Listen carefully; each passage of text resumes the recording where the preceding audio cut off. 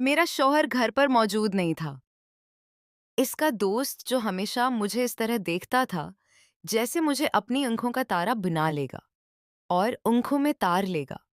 इस दिन दरवाजे पर दस्तक हुई मैं पहले ही समझ गई थी, क्योंकि उसकी नज़रें मुझे कभी चैन से रहने नहीं देती थी। वैसे भी वो मेरे शौहर से ज़्यादा जवान और खूबसूरत था और दिल चपक-चपक उसकी तरफ जाने लगा। दरवाज़ा बजा तो मैंने पूछा कौन है? बाहर से आवाज़ आई, भाभी जान मैं साहल हूँ। मेरे दिल की हरकत एकदम तेज़ हो गई। उसने पहली बार मुझे भाभी जान कहा था और इस अल्फाज़ में कुछ अलग ही अंदाज़ था, जैसे वो कह रहा हो कुछ और समझा रहा हो। मैंने दरवाज़ा फ़ौरन खोल दिया। मैंने अपना चेहरा छिपा दिया, जैसे बीमार हूँ वैसा दिखाया। देरे से कहा, मेरी कमर में बहुत दर्द है। साहल ने मुस्कुराते हुए जवाब दिया, अगर चाही तो मैं बाम लगा देता हूँ, दर्द जल्दी ठीक हो जाएगा। उसकी बात सुनकर मेरी सांस तेज होने लगे। मैं जानती थी कि वो असल में क्या कह रहा था, लेकिन मेरा दिल भी वही चाह रहा था। सम मैंने बस सिर हिलाया। वो अंदर आ गया। कमरे का माहौल एक दिन बदल गया। उसने बाम निकाला और अंगली पर थोड़ा सा लगा और मेरे पास बैठ गया। उसका चेहरा बिल्कुल मेरे करीब था। उसकी सांस मेरी गर्दन को छू रही थी। जैसे ही उसने मेरी कमर पर बाम लगाना शुरू किया, मेरे दिल की धड़कन बहुत तेज होने लगी। उसकी अंगुलियों का लम सीधा दिल तक उतर रहा था। कभी वो हल्का सा दबाता, कभी ज्यादा। मैंने पल के बंद कर ले और अपने होंठ काट ली। साहिल धीरे से बोला, भाभी जान लगता है बाम अपना काम कर रहा है। उसकी मुस्कुराहट, उसकी नजरें, सब कुछ मुझे काबू से बाहर कर रही थी और मैं चुपचाप थी, लेकिन अंदर से पूरा जिस्म आग की तरह पगल रहा था। उसकी अंगुली कभी नीचे चली जाती, कभी कुछ ऊपर। मैंने उसके हाथ को रोकना चाहा, लेकिन रोक नहीं पाई। कमरे में सिर्फ मेरी सांसों की आवाजें सुनाई दे रही थी। साहिल और करीब आया और धीरे से बोला, मैं जानता हूं, अभी यही चाहती है, बस एक बार कह दे। मैंने उसकी तरफ देखा और आंखों में तनाव वही चमक थी जो मैं पहले महसूस करती थी। मैं कुछ नहीं बोली, मैंने सिर्फ अपनी आंखें झुका ले। उसने बाम साइड टेबल पर रखा और मेरे करीब आ गया। और अब हम दोनों के दरमियान सिर्फ एक कदम की ही दूरी थी। मेरी अंगुली उससे जा लगी और मुझे लगा जैसे मुझे करंट लग गया है। मैंने धीरे से कहा, साहिल। उसने मुस्कुराते हुए जवाब दिया, बस भाभी जान। अब मैं समझ गया। कमरे की हवा गर्म हो गई। दरवाज़ा बंद था। शौहर घर पर मौजूद नहीं था और मैं और साहल एक दूसरे मोड़ पर चले गए थे, जहां से वापस आना मुश्किल था। साहिल ने बाम साइड पर रखे और सीधा मेरी आंखों में देखने लगा। उसकी नजरें ऐसी थी जैसे पूरा जिस्म देख रही हो। मैं चुप थी, बस अपने होंठ काट रही थी। साहिल ने धीरे से कहा, भाभी जान अब बोलती क्यों नहीं? आपके चेहरे पर सब कुछ लिखा है। मेरे लिए समझना मुश्किल हो रहा था। मेरा दिल बहुत देर से धड़क रहा था। मैंने बस अपनात पिता कुछ और समझ ला और पलट कर उसे देखने लगी। वो धीरे से मेरे करीब आ गया। उसके हाथ मेरी कमर पर रख गए थे। मैं एक पल के लिए सख्त वहीं पर, अगले ही लम्हे मैंने अपनी आंखें बंद कर ले, जैसे मैं तैयार हो चुकी थी। साहिल ने हल्की सी मुस्कुराहट के साथ कहा, अभी दर्द कम है और ज्यादा करना है। मेरी होंठों पर हल्की सी मुस्कुराहट आई, लेकिन मैंने कुछ नहीं कहा। उसकी आवाज का लम्स सब कुछ मेरी अंदर घूम रहा था। इस रोशनी में उसका चेहरा और ज्यादा साफ लग रहा था। मैं उसकी एक हरकत को महसूस कर रही थी, जैसे उसने अपने दोनों हाथ मेरी कमर पर रखे तो मैंने अपनी सांस अंदर खींच ली। मैंने धीरे से कहा, साहल। और उसने बगैर जो देर किए जवाब दिया, बस भाभी जान में यही था आपके लिए। मुझे लगा जैसे सब कुछ वहां रख गया था। उसका हाथ धीरे धीरे नीचे की तरफ जा रहा था और मेरा जिस्म नरम होता जा रहा था। मैंने उसका हाथ थाम कर रोकना चाहा पर इंदर से रोक नहीं पाई। उसने चेहरा इतना करीब कर लिया कि मैं उसकी सानस महसूस कर रही थी। मेरी आंखों के सामने उसका चेहरा था, उसकी मुस्कुराहट जैसे मुस्कुरा रही थी कि अब तुम तो मेरी हो। मैंने अपना सिर झुका लिया और उसी लम्हे में खुद को रोक नहीं पाई। साहिल ने धीरे से कहा, भाभी जान, शोहर को कुछ पता नहीं चलेगा। अब बस आज की रात को यादगार बना दो। मेरी अगलिया उसके हाथ पर आ गई और बस मैं उसी को देख रही थी।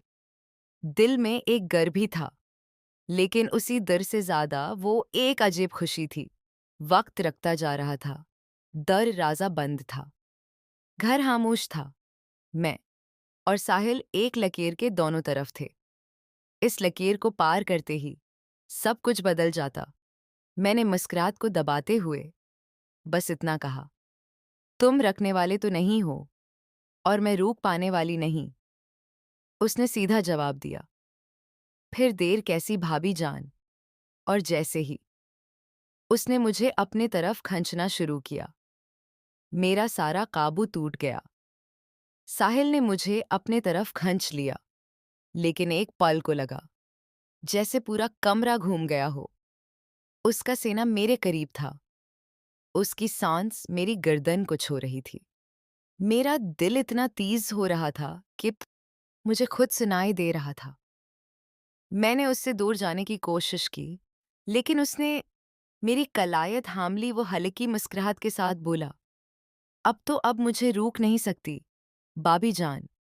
उसकी बात सुनकर मेरी आंखें झक गईं और मेरे होंठों पर एक हल्की सी मुस्कुराहट अपने आप आ गई। मैं खूब भी यही चाहती थी, बस लफ्ज़ बोलने की हिम्मत नहीं थी।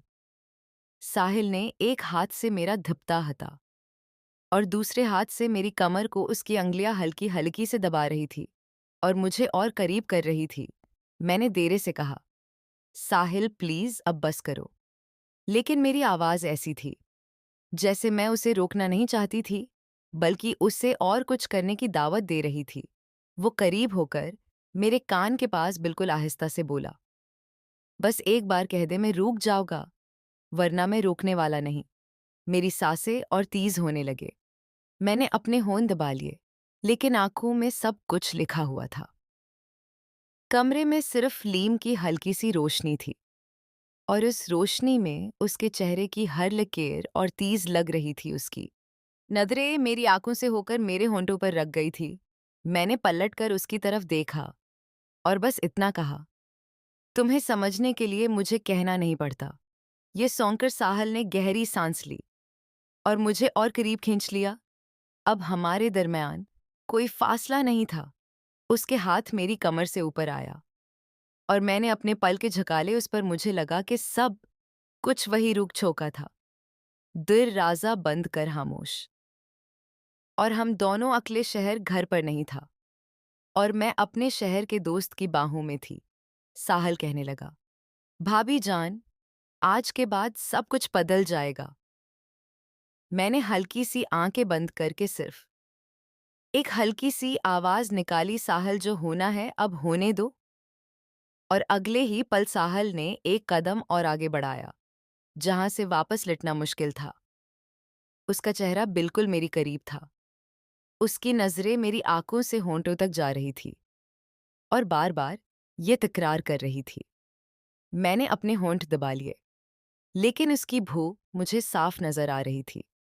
मैंने हल्की सी आवाज में कहा, साहिल अगर कोई आज्ञा तो। उसने मुस्कुराते हुए जवाब दिया, दरवाजा तो बंद है और घर में कोई भी मौजूद नहीं, सिर्फ मैं और अफीम। उसकी आवाज पर मुझे एक अतमाद था कि मेरे पाँव अपने आप नरम हो गए। मेरा दिल कह रहा था रख जाओ, लेकिन जिस्म कह रहा था कि रकनामत। साहिल ने एक हाथ मेरी कमर पर और दूसरा और ज्यादा करीब किया और दूसरा हाथ सद बताता कर साइद पर रख दिया। उसकी अमलिया मेरी गर्दन से फसलत हुई नीचे आई। मेरी सांसें सांसें फिर तेज से चलने लगे। मैंने उसकी तरफ पलट कर कहा, तुम्हें समझ नहीं आ रहा। मैं अपने आप को रोक नहीं पाओगी। साहल और करीब आया और हल्की सी मुस्कुराहट के साथ कहने लगा, मैं तो उसी लिए आया हूं कि आपको रोकने नहीं, बल्कि आपको आज आजाद करने आया हूं। इस पर मेरी आंखा उसके चेहरे पर रोगंग, उसका अंदाज, उसका अतमाद, सब कुछ मुझे उसकी तरफ खींच रहा था। मैंने अपना हाथ उसके सीने पर रखा, जैसे दूर करने के लिए, लेकिन वह दूर नहीं हुआ, बल्कि वो मेरे और करीब आ गया। उसने मेरी कलाई थामी और अपनी तरफ बारीक खींच लिया। अब हमारे दरमियान कोई फासला नहीं था। उसकी सांसें मेरी गर्दन को जला रही थी। मैंने आंखें बंद करके अपना सिर उसके करंदे पर रखा। उसने धीरे से कहा, भाभी जान, अब बस मेरी हो। मेरा हाथ उसके हाथ के ऊपर जा रहा था। मैं कुछ नहीं कि पाए सिर्फ उसके करीब होती चली गई। कमरे में छोटे लैंप की रोशनी थी और उसमें हम दोनों की सांसें बहुत तेज हो रही थी। मैंने उसके कान में पास धीरे से कहा, साहिल जो करना है जल्दी करो। साहिल ने बस इतना कहा और अब कोई रकावत नहीं, और उसके बाद सब कुछ काबू से बाहर हो गया। और आज उस पर ऐसे लग रहा था जैसे वक्त रख चुका है। साहिल का हाथ मेरी कमर से सरक कर मेरी पीठ तक आ गया। उसकी अंगुलियों का वह लम्स मेरी सांसों को हिला रहा था। मेरी हालत ऐसी थी